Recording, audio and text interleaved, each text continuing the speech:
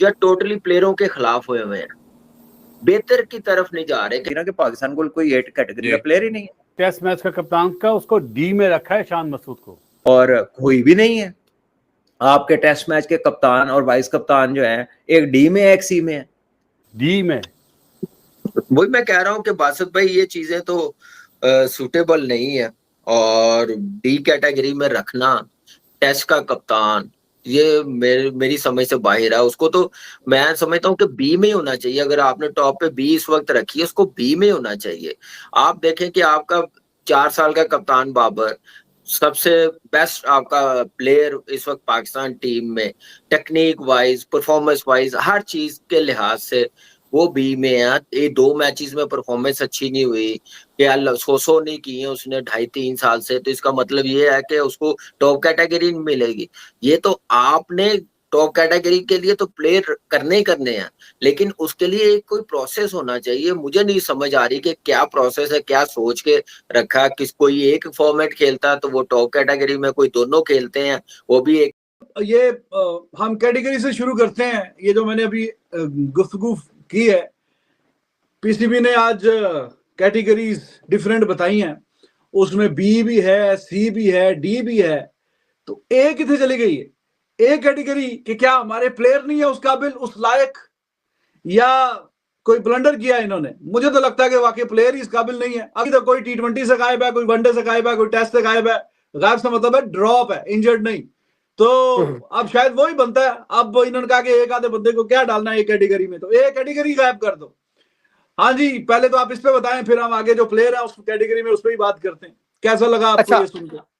अच्छा, मुझे ये जो है ना, मैंने जब देखी है ना कैटेगरी, तो एक चीज तो मुझे क्लियर नजर आई है कि जो मैनेजमेंट है ना, जो जाहिर है कि सिलेक्शन कमेटी ने ही ये भी कैटेगरी भी फाइनल की है, तो मुझे ऐसे लगता है जैसे बाबर और रिजवान को ड्रॉप करने का उनके ऊपर प्रेशर है, और ये कैटेगरी जो बनी है वो उसी प्रेशर में बनी है। ठीक है। अच्छा, एक बात आपने की कि परफॉर्मेंस डाउन है, वो तो बिल्कुल है, उसमें तो कोई शक ही नहीं है, लेकिन इसके बावजूद आपके 1-2 प्लेयर्स ऐसे थे जो ए कैटेगरी डिजर्व करते थे। मसलन आपका सबसे पहले मैं नाम लूंगा साइम अयूब का। आपको पता है साइम अयूब आपको सिंगल हैंडेडली ऑस्ट्रेलिया से और साउथ अफ्रीका से सीरीज जितवा के लेके आया। ठीक है, फिर उसको इंजरी होगी जिसकी वजह से वो क्रिकेट से जरा बाहर रहा। T20 सीरीज अभी जो उसने खेली है, जो लास्ट मैच है, उसमें भी वो मैन ऑफ द मैच था। ठीक है, कप में नजर आने वाला, और सूर्य कुमार यादव 17 सीरीज लगातार जीत के जो है वो एशिया कप में आ रहा है। विराट कोहली नहीं है, रोहित शर्मा नहीं है, कोई बात नहीं, लेकिन भाई जो उनका स्कोर है दमदार है और अनबीटेबल। एशिया कप जीतने का जो है वो इतना दम हम रखते हैं। पाकिस्तान की बलिया का जो है वो कैप्टनसी कर रहे हैं, उसके बाद साइम अयूब है, फखर जमान है, हसन अली है, हुसैन तलत है। तो पाकिस्तानी को कंपैरिजन करते हैं कि कौन सा बैट्समैन, कौन सा बॉलर किस टीम के लिए खतरनाक साबित होगा, कौन टीम जो है फाइनल तक पहुंचने वाली है। सर, जिस तरह का आज इंडिया ने स्क्वाड अनाउंस कर दिया है और जिस तरह का पाकिस्तान स्क्वाड अनाउंस कर दिया है, क्या लग रहा है कौन सा स्क्वाड इस टाइम जो है वो खतरनाक लग रहा है? जो इंडिया ने स्क्वाड ऐलान किया है पाकिस्तान के लिए और ऑल एशिया कप की टीम के लिए खतरनाक साबित हो सकता है, क्योंकि इंडिया की टीम की तरफ से अभिषेक शर्मा, शुभमन गिल और पांड्या जैसे प्लेयर हैं, और ये खतरनाक साबित हो सकता है कि पाकिस्तान को भी शायद ये ना कुछ ना चुपवा दे। बिल्कुल। और ऑल एशिया कप्स के लिए भी तकरीबन ये सारी टीमों के लिए बिल्कुल खतरनाक साबित हो सकता है। तो अभी से डर लग रहा है क्योंकि रोहित शर्मा, विराट कोहली गई है, लेकिन उसने टीम ऐसे बनाया है, मतलब उसने एक ऐसे लेवल से टीम को बनाया है कि आप शुभमन गिल को देख, सूर्य कुमार, बुमराह, अर्शदीप सिंह, मतलब अब अगर मैं पाकिस्तान की टीम की बात करूँ तो उसके अगेंस्ट पाकिस्तान की टीम कुछ भी नहीं है ना। अपना ऑलमोस्ट कोई 7-8 ईयर्स है ना, इंडियन स्क्वाड वैसे ही लीड कर रही है। प्रेशर बंदा तब हैंडल कर सकते हैं जब उसका एक्सपीरियंस हो, उसने क्रिकेट देखी, उसने क्रिकेट खेली हो।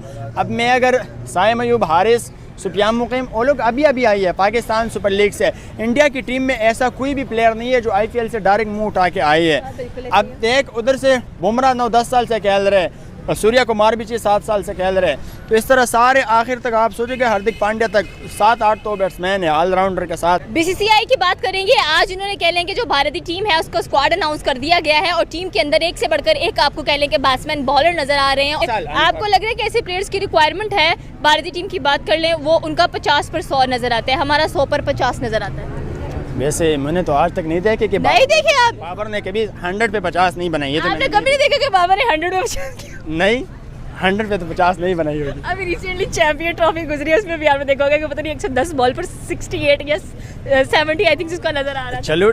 चलो ठीक है, एक मैच में 2 मैच में, लेकिन आज तक विराट कोहली सही है। विराट कोहली का 3 साल मतलब विकेट कीपिंग की बात करें, एक तरफ संजू सैमसन है, एक तरफ मोहम्मद हारिस है, कौन बेस्ट विकेट कीपिंग करते हुए दिखाई देंगे? मोहम्मद हारिस अच्छा विकेट कीपर है, कोई शक नहीं इसमें। ओके, अगर ऑलराउंडर्स की बात करें, एक तरफ फहीम अशरफ है, एक तरफ हार्दिक पांड्या है। हार्दिक पांड्या मच बेटर है फहीम अशरफ से। ओके, और अगर स्पिनर्स की बात करें, दुबई तो एक सेंट्रल कॉन्ट्रैक्ट जिसमें obviously there is no a category which is unprecedented, unseen, unheard of, और एक ऐसी मूव है, ठीक है, which you can say it's performance based, आप परफॉर्मेंसेस जो लोग नहीं करते, but then there is a dilemma because आप को जिनका पता नहीं होता और उनकी परफॉर्मेंसेस अच्छी हों तो आप उनको ले आते हैं, अगर अच्छी हो तो आप उनको प्रमोट कर देते हैं, ना अच्छी हो तो आप उनको डिमोट कर देते हैं। And then there are some people who have done good over a period of time, और जब वो स्ट्रगल करते हैं तो आप उनको थोड़ी सी लीवरेज देते हैं कि ये स्ट्रगलिंग पीरियड में you know is a good player, you know is useful in multiple formats, तो आप उसको थोड़ा सा लेट गो करते हैं कि यार ये मेरे कोर है, मेरी टीम, इसके बगैर जो है कह लीजिए कि टीम मुकम्मल नहीं होती, इन अ सेंस के it's a matter of time. जो बड़े प्लेयर्स होते हैं या जो यूजफुल होते हैं आपके लिए इन मल्टीपल फॉर्मेट्स, उनको आप रिस्पेक्ट करते हैं, और उनकी जो ऑफ एक कलर का पीरियड होता है उसमें यही आपकी सपोर्ट होती है कि आप कह देते हैं कि यार ठीक है, कोई नहीं, you are our number A category players और we will not leave you in this. But it's दोनों तरीके हैं चीज़ों को देखने के, being very strict in this regard के परफॉर्म करोगे तो रहोगे, परफॉर्म नहीं करोगे तो नहीं रहोगे। गलत ये भी नहीं है और गलत वो भी नहीं है, but that is how some people look at it. And so इससे ये भी मैसेज जाता है कि either test cricket is none of none in. हमने काम क्या करना, बेहतरी क्या करनी है।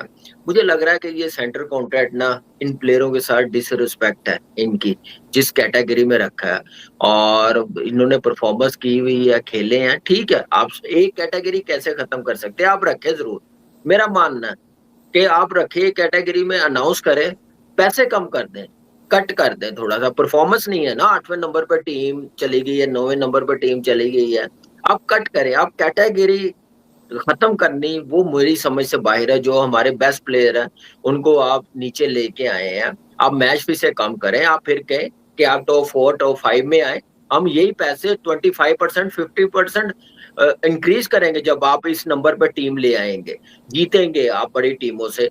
तो ऐसा होना चाहिए। ये करना मुझे लग रहा है कि मैनेजमेंट का माइंडसेट ना, एक मैच में अच्छी परफॉर्मेंस की, सीनियर अपनी जगह, जिसका कमबैक होता है एकदम से जंप नहीं मारता। आपका टेस्ट का कप्तान सी में है, आपका टेस्ट का ओपनर जो रेगुलर खेलने वाला वो सी में है। तो मुझे समझ नहीं आ रही पॉलिसी क्या थी ये सेंटर कॉन्ट्रैक्ट देने की। साफ नजर आ रहा है कि जो फेवरेट है वो टॉप कैटेगरी में उनको नवाजा जा रहा है। कामी आपको जो